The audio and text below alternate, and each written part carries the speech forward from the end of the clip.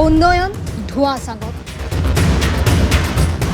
নিমাতী কন্যাৰ ৰূপত জনপ্ৰতিনিধি কোটিটকীয়া দলং নিৰ্মাণত দুৰ্নীতি চৰকাৰ আহে আৰু যায় কিন্তু উন্নয়নৰ নামত ফটকাৰ ভেন স্বাধীনতাৰ ৭৮ বছৰ যোৱাৰ পাছতো নিৰ্মাণ নহল এখন দলং মৰিয়নিত লোক নিৰ্মাণ বিভাগৰ দলং নিৰ্মাণত ব্যাপক অনিয়ম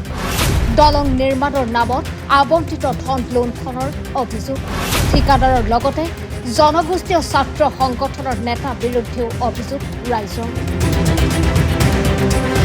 মৰিয়নিত লোক নিৰ্মাণ বিভাগৰ কোটিটকীয়া এখন দলং নিৰ্মাণত সংঘটিত হৈছে এই ব্যাপক অনিয়মৰ ঘটনা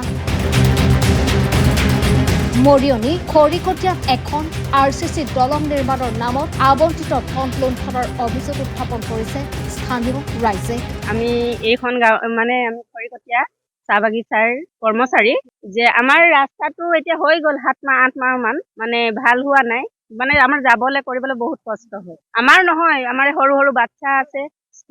স্কুল যায় কিছুমান কলেজো যায় মানে বহুত অসুবিধা হয় ৰোগীসকলৰ অসুবিধা হয় মানে এম্বুলেন্স সোমাব নোৱাৰে যেনে কৰ্মচাৰীসকলৰ যাবলৈও দিগদাৰ হয় পাটগাড়ী অহা যোৱা কৰিব দিগদাৰ হয় হ'ল বহুত দিনেই হ'ল ক'বলৈ গ'লে এতিয়া দলংখন ভঙা আমাৰ এতিয়া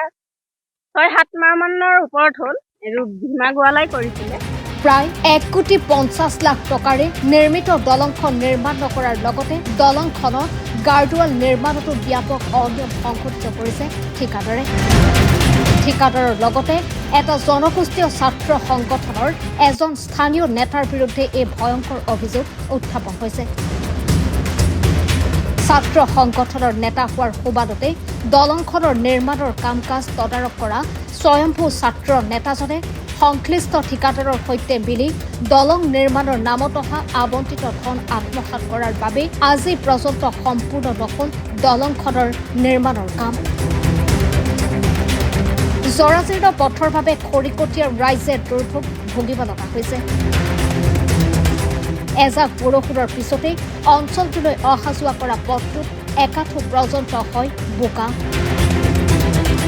চৰকাৰক বিষয়টোৰ ওপৰত দৃষ্টিগোচৰ কৰি অতি সোনকালে অঞ্চলটোৰ ৰাইজে দলংখন নিৰ্মাণৰ আহ্বান জনাইছে আমি দেখিবলৈ পাইছো আপোনালোকেও দেখিছে এতিয়া যে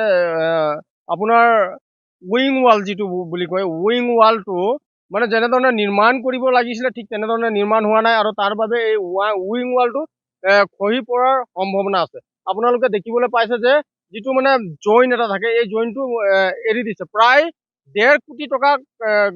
কাম হয় প্ৰায় 1.5 কোটি টকাৰ কাম হয় আৰু 1.5 কোটি টকাত মানে যেনেধৰণে এই দলংখন নিৰ্মাণ হ'ব লাগিছিলে ঠিক তেনেধৰণে হোৱা নাই আৰু আমি দেখিবলৈ পাই আজি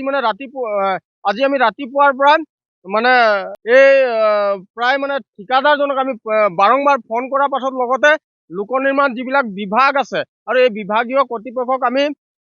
ফোন কৰাৰ পাছতো তেওঁবিলাকৰ পৰা আমি একো উত্তৰ নোপোৱাৰ বাবে আজি নিশ্চয় জানে যে আজিৰ পৰা 2-3 বছৰ আগতে 5জনমান